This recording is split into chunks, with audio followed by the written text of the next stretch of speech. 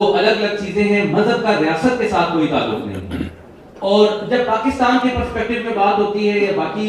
کچھ ایسے ممالک میں جہاں سیکولرزم ابھی پروان چڑھ رہا ہوتا ہے تو وہاں یہ زیادہ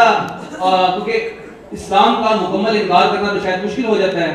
تو وہ اسلام کا ریاست کے ساتھ تعلق نہیں ہونا چاہیے، یہ نظریہ زیادہ پروان چڑھتا ہے.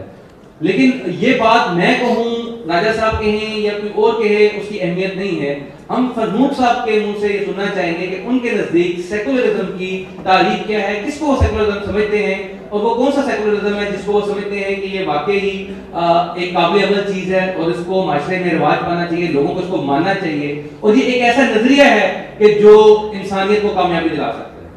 جو بہت شکریہ. جو دوسری بات آپ نے کہی، ظاہر سی بات ہے کہ سیکولرزم اسی کو ہی کہا جاتا ہے کہ وہ ایک بقائے باہمی کا اور کو ایگزسٹنس کا ایک پلیٹ فارم ہے جو سوسائٹی کو دیا جاتا ہے، اور جس میں یہ تقاضا کیا جاتا ہے کہ ریاست جو ہے اس کا ذمہ داری اس کی کچھ ذمہ داریاں بنتی ہیں کہ وہ کچھ بندوبست کرے اپنے عوام کے لیے، اس پبلک کے لیے جو اس ریاست کے اندر رہتی ہے.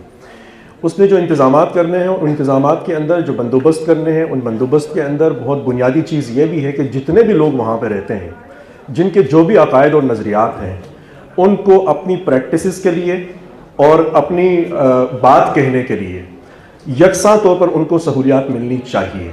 اس میں یہ نہیں ہو سکتا کہ ایک تعداد میں زیادہ ہے تو اس کے لیے اظہار رائے کا مطلب کچھ ہو، اور جو تعداد میں کم ہے ان کے لیے اظہار رائے کا مطلب کچھ ہو. اس میں یہ نہیں ہوگا کہ جس کا عقیدہ میں سمجھتا ہوں کہ میرا عقیدہ جو ہے وہ برحق ہے، اور اس بنیاد پر جو برحق لوگ ہیں، چونکہ میرے پاس اتھارٹی ہے تو میں برحق لوگوں کو اظہار کی اور پریکٹس کی الگ سے کوئی اجازت دوں، الگ سے اس کی کوئی ڈیفینیشن بیان کروں، اور اس کے علاوہ جو ایسے لوگ رہتے ہیں کہ جن کو میں برحق نہیں سمجھتا یا اپنے برابر کبھی نہیں سمجھتا عقیدے کے اعتبار سے، ان کے لیے الگ طریقے سے اظہار رائے کو یا پریکٹسز کو میں ڈیفائن کروں. بنیادی طور پہ بات یہ ہے کہ ریاست کو اس بات کا پابند کرتی ہے سیکولرزم کہ آپ نے اپنے شہری کو اس بنیاد پہ دیکھنا ہی، آپ کو یہ فیصلہ ہی نہیں کرنا کہ ان دو شہریوں کے بیچ میں کس کا عقیدہ بہتر ہے، کس کا عقیدہ بہتر نہیں ہے، کس کا عقیدہ برتر ہے اور کس کا عقیدہ کمتر ہے. یہ نہ ریاست کا منصب ہے کہ وہ اس معاملے میں کوئی رائے دے، یہ نہ کانسٹیٹیوشن کا یہ منصب ہے کہ وہ اس معاملے میں کوئی رائے دے، یہ نہ قانون کا یہ منصب ہے کہ وہ اس معاملے میں کوئی رائے دے، اور نہ ہی یہ نصاب کا یہ منصب ہے کہ وہ اس معاملے میں کوئی رائے دے. رائے دینا نصاب کا، کانسٹیٹیوشن کا، قانون کا اور ریاست کا کام نہیں ہے. ان کا کام بندوبست ہے، نصاب کا کام تعارف کرانا ہے. یہ فیصلہ آپ نے پبلک کے اوپر چھوڑنا ہے کہ جن چیزوں کا تعارف آپ نے کرا دیا ہے، اب لوگ اس کی بنیاد پہ اپنے لیے کیا نقطہ نظر اختیار کرنا چاہتے ہیں. آپ درسگاہ میں کھڑے ہو کے ایک طالب علم کو یہ نہیں بتا سکتے کہ یہ کمتر ہے اور یہ بدتر ہے، یا یہ بہتر ہے یا یہ کم بہتر ہے، یہ زیادہ بہتر ہے. یہ نہیں ہو سکتا. سیکولرزم اسی بات کے لیے اصرار کرتا ہے، اور وہ یہی سمجھتا ہے کہ سیاست کا کام جو ہے، سیاست وہ بندے اور بندے کے بیچ کے معاملات کا نام ہے. اگر آپ سیاست کی طرف آئیں گے تو آپ کو پیورلی اور سالڈ طریقے سے ایک نظریے کی طرف آنا پڑے گا، اور وہ نظریہ ایسا ہونا چاہیے کہ جس کا تعلق میری اور آپ کی شہری حیثیت کے ساتھ ہو، میرے اور آپ کی مذہبی حیثیت کے ساتھ اس کا کوئی تعلق نہ ہو.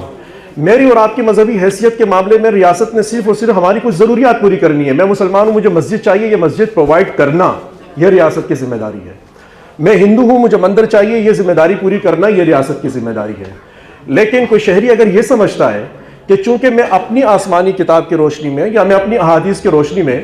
اپنا یہ حق سمجھتا ہوں کہ میں کسی کی تکفیر کروں یا اس کو اپنے سے کم بتاؤں، اور یہ کہنے کے لیے مجھے میڈیا پہ بیٹھ کے کہنے کے لیے حق دیا جائے، یا مجھے ممبر پہ بیٹھ کے کہنے کے لیے یہ حق فراہم کیا جائے، یا مجھے درسگاہ میں بیٹھ کے یہ کہنے کے لیے حق فراہم کیا جائے، سیکولر ریاست اس بات کا تقاضا کرتی ہے کہ یہ حق کسی کو فراہم نہیں کیا جا سکتا. یعنی اس بات کو میں اپنا ہیومن رائٹ نہیں ڈکلیئر کر سکتا ہوں کہ میں نے فلاں شخص کی دل آزاری کرنی ہے یا میں نے فلاں شخص کی ٹانگ کھینچنی ہے. میں سمجھتا ہوں کہ میں اکثریت میں ہوں تو ہم یہ سمجھتے ہیں کہ روزانہ 2-4 لوگوں کو تھپڑ مار دینا یہ ہمارا حق ہے. ریاست کی ذمہ داری ہے کہ میرے لیے یہ بندوبست کرے روزانہ 4-5 لوگوں کو جن کو میں تھپڑ مار سکوں. ریاست یہ نہیں کر سکتی ہے. لہٰذا اگر میں کوئی کچھ چیز سمجھتا ہوں کہ میرے حساب سے بہتر ہے اور دوسرے کا اس میں نقصان ہے، مجھے اپنی جگہ سے تھوڑا سا ہٹنا پڑے گا. دوسرا،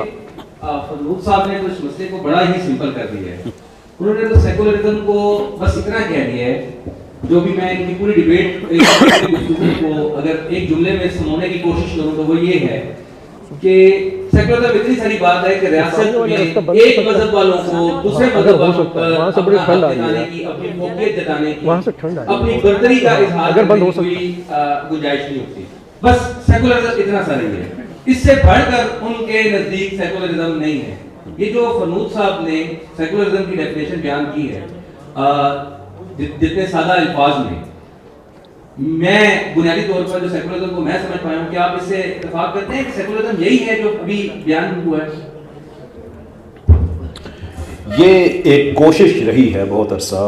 वेस्टर्न मुफक्रीन की कि वो दुनिया को इस चीज़ पे कन्विंस कर सकें कि सेकुलरिज्म यही होता है। well अनफॉर्चुनेटली ये सेकुलरिज्म नहीं होता, क्योंकि अगर ये सेकुलरिज्म होता तो ये दुनिया में आज भी ज़िंदा होता। कोई वजह ही है कि सेकुलरिज्म को पोस्ट सेकुलरिज्म ने डिफीट किया, और अब तो जो संजीदा एकेडमिक्स हैं जो कि सोशो पॉलिटिकल कमेंटेटर्स हैं वो तो ये भी कहते हैं कि 2012-13 ऑनवर्ड्स पोस्ट सेकुलरिज्म भी दुनिया में ख़त्म हो रहा है, बल्कि पोस्ट सेकुलरिज्म की तरफ दुनिया जा रही है, जिसमें रिलीजन की रिसर्जेंस हो रही है पब्लिक पॉलिसी में। तो अगर यही जो फरनूद साहब ने फरमाया कि ये सेकुलरिज्म होता है, भी तुम्हारा मज़हब उसका, तुम्हारा मज़हब उसका, आई डोंट थिंक कि ये मामला इतने सिंपल हैं। मैं आपको उसकी 2-3 एग्जांपल्स देता हूँ। नंबर एक ये कि ये कहना कि कोई आदमी ये नहीं समझ सकता रियासत की पॉलिसी के तहत कि मेरा मज़हब आपके मज़हब से बेहतर है, मेरे ख्याल में इसमें कोई बुरी बात नहीं है, आपका हक है। एक हिंदू जो भले पाकिस्तान में है या हिंदुस्तान में है, जहाँ पे भी है, वो हिंदुइज़्म को इस्लाम से बेहतर समझता है तो वो हिंदू है, and I have no problem with, वो उसकी ज़ाती राय है, समझे। वो इस्लाम को से बेहतर समझता मुसलमान हो गए। एक क्रिश्चियन का भी यही मामला है, तो बहसीत मुसलमान मेरे पास भी हक है कि मैं इस्लाम को किसी और के सिस्टम से बेहतर समझता हूँ तो मुसलमान हूँ। फरनूद आलम साहब यहाँ पे डिबेट के लिए तशरीफ़ लाए हैं, ये सेकुलरिज्म को इस्लाम से बेहतर समझते हैं तो उसका दिफा कर रहे हैं, and I respect his opinion. लेकिन वो डिफरेंस रहे, आप बेहतर समझें।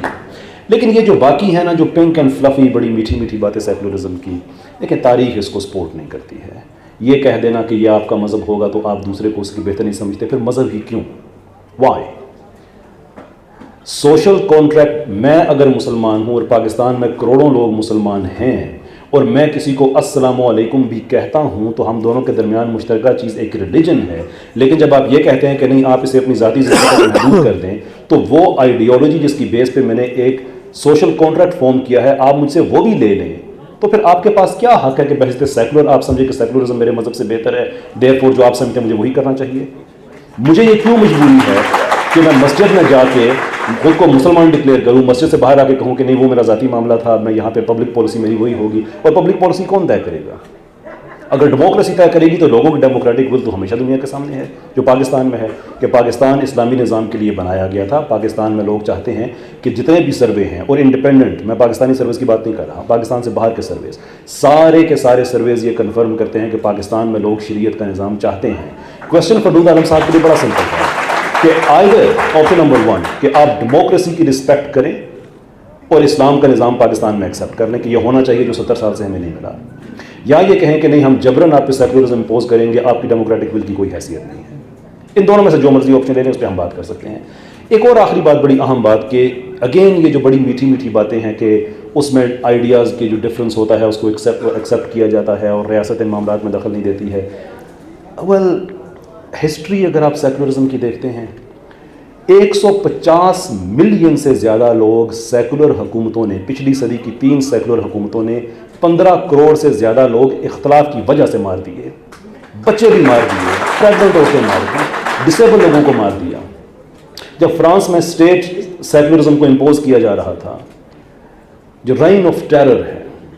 फ्रांस की हिस्ट्री में, इनकलाब फ्रांस की बात हो रही है, जो लॉज ऑफ सस्पेक्ट 1793 बनाया गया, उसमें इस शक की बुनियाद पे भी गोलियां मारने की इजाज़त थी कि किसी पादरी को पनाह दी गई है। रशिया में को 50,000 चर्चेस थे, 5,000 भी नहीं छोड़े। यूक्रेन में मुख्तलिफ स्टडीज़ के मुताबिक अप टू 6 मिलियन लोग इन सेकुलर्स ने इख्तलाफ की वजह से भूख से मार दिए, फैमिन क्रिएट करके। सेकुलरिज्म की तारीख